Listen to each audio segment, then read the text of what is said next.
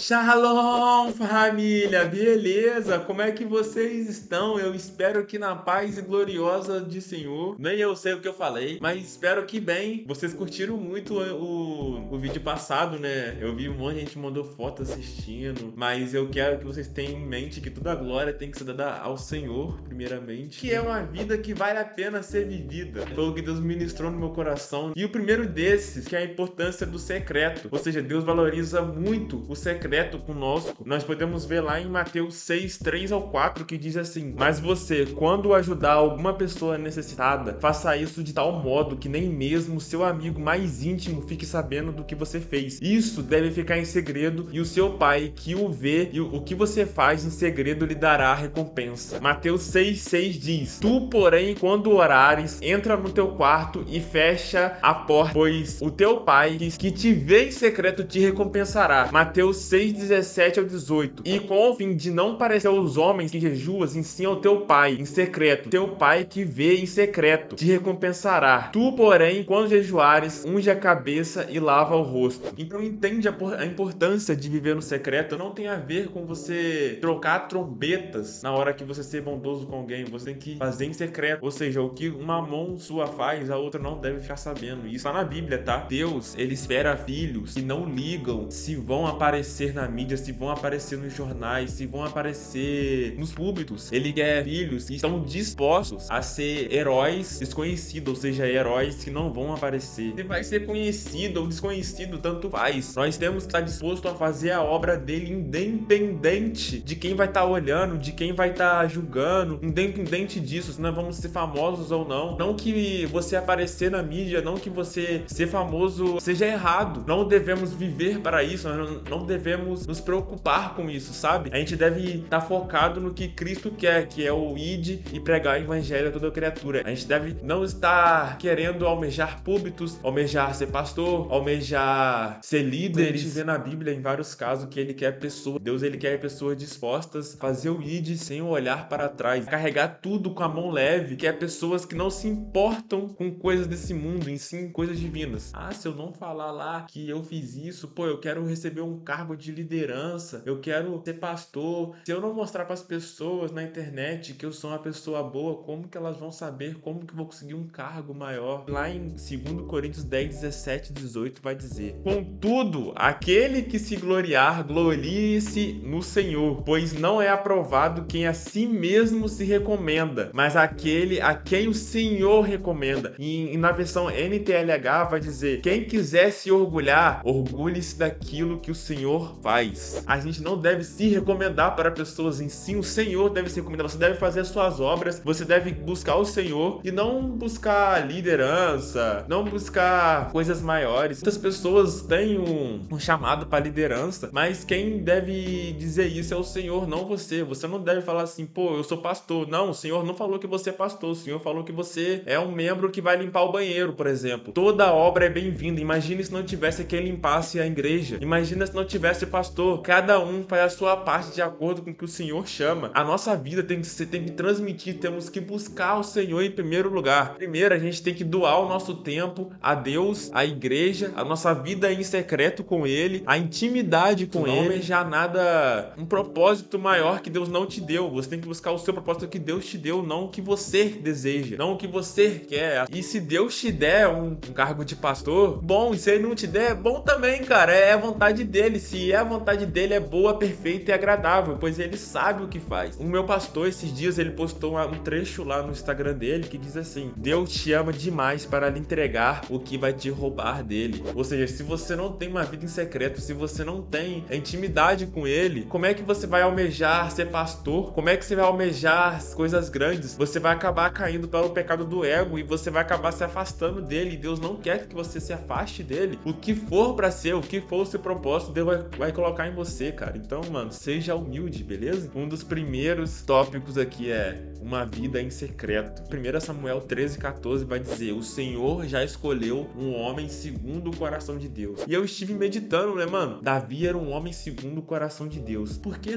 Davi era um homem segundo o coração de Deus? Ele era só um pastor de ovelhas. Por que Davi é e Saul não? Que Davi, quando ele foi rei, ele adulterou, né, uma mulher, e a mulher ficou grávida, que é a Betseba. A Betseba ficou grávida dele. E a Betseba ali, ela era mulher de Urias, que era um guerreiro de Davi. E Davi chama ele, tenta lubrificar ele, pra ele dormir com a mulher dele, pra poder esconder o pecado dele. E ele acaba, tipo, mandando Urias pra frente de batalha pra poder morrer, porque ele sabia que ia morrer na frente de batalha. E Urias morre e ele pega e casa com a Betseba pra poder esconder o seu pecado. E agora a gente vê a diferença de Saul. 1 Samuel 15, a Bíblia vai nos dizer que Saul desobedeceu uma ordem direta de Deus. Samuel, ele pega e fala: é melhor obedecer a Deus do que oferecer as melhores ovelhas em sacrifício. Saul errou e disse a Samuel: pelo menos me respeite frente de todo o povo de Israel. Volte comigo para que eu possa adorar o Senhor, seu Deus. Ou seja, Saul errou, ele estava mais preocupado com a aparência do que realmente se redimir com Deus. Davi, logo depois que ele errou, que ele soube que ele pecou, ele escreve o Salmo 51, do 16 ao 17, que vai dizer: não te deleitas em sacrifício, nem te compras em oferendas, pois se assim fosse, eu os ofereceria. O verdadeiro e aceitável sacrifício ao Eterno é o coração contrito. Um coração quebrantado e arrependido jamais será desprezado com Deus. O que Davi quer dizer aqui é que Deus, ele não rejeita um coração quebrantado, ou seja, ele prefere que você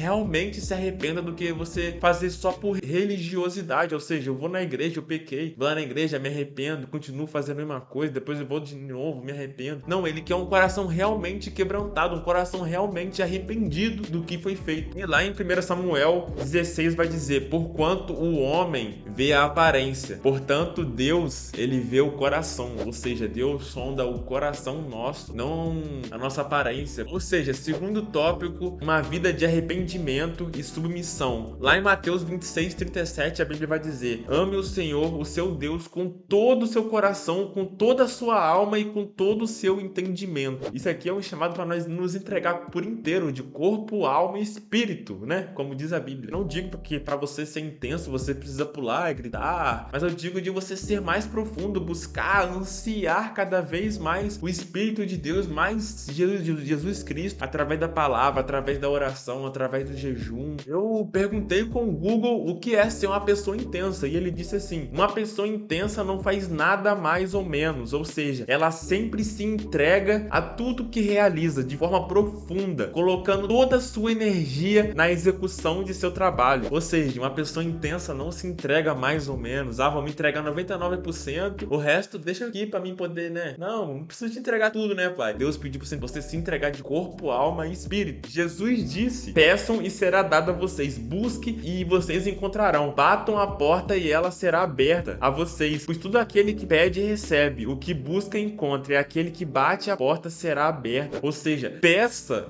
mais dele, seja intenso nas suas orações, pois Deus, ele entregou seu filho, ele entregou tudo que ele tinha por nós, tá ligado? Porque nós temos que entregar parcialmente, nós temos que entregar tudo, mano, tudo, vida financeira, vida social. A vontade de Deus é perfeita e agradável, ou seja, confia nos planos do Senhor e seja intenso. Cada um tem a sua forma de adorar, então, mano, não limite o Espírito Santo. Terceiro tópico: seja intenso com Cristo. E agora nós vamos para Mateus 7, do 22 ao 23, que diz: muitos me dirão naquele dia: Senhor, Senhor, nós profetizamos em seu nome, em teu nome nós expulsamos demônios e não realizamos muitos milagres? E então eu lhes direi claramente: eu não os conheci. Afastem-se de mim, vocês que praticam a iniquidade. Queria pegar ênfase no eu não os conhecia. Eles falavam: Senhor, Senhor, eu fiz obras em teu nome, eu expulsei demônios, eu fiz aquilo. Mas ele diz: eu não vos conheci. Ou seja, vocês não eram íntimos de mim. Vocês não gastaram o seu tempo na terra me conhecendo. Como vocês querem morar na eternidade sem me conhecer, se vocês não passam nem uma hora me buscando, me conhecendo? De que vale as obras sem me conhecer? De que vale tudo de bom que vocês fazem sem me conhecer? Não que isso não seja válido, mas o mais importante é conhecer a Cristo. Quarto top: ser íntimo de Jesus Cristo. Agora nós vamos em Gálatas 5, 16, 17, que diz: por isso digo, vivam pelo Espírito e de nenhum modo satisfaçam os desejos da carne, pois a carne deseja o que é contra o Espírito o que é contra a carne. Eles estão em conflito um com o outro, de modo que vocês nunca fazem o que desejam. Como eu falar de uma vida que agrada a Deus se eu não falar sobre santidade? Nós, como os filhos, devemos nos preocupar com a nossa santidade, por onde os nossos olhos estão olhando, por onde nossos pés estão estão andando, por onde as nossas mãos estão tocando, o que os nossos pensamentos estão pensando. Lá em Gálatas 5, do 24 ao 25, vai dizer: os que pertencem a Cristo Jesus crucificaram a carne com as suas paixões e os seus desejos. Já que vivemos no Espírito, andemos também no Espírito. Nós devemos nos considerar mortos para o pecado e vivos para Cristo, ou seja, vivos para a nossa santidade. E, mano, vamos todo mundo voar no Espírito e vambora, fi. E lá em 1 Pedro 1, do 15 ao 16, vai dizer: pois está escrito, sejam santos porque eu sou santo, mas assim como é santo aquele que os chamou, sejam também santos em sua conduta. E a santidade, ela é buscada a cada dia. Você não é santo, você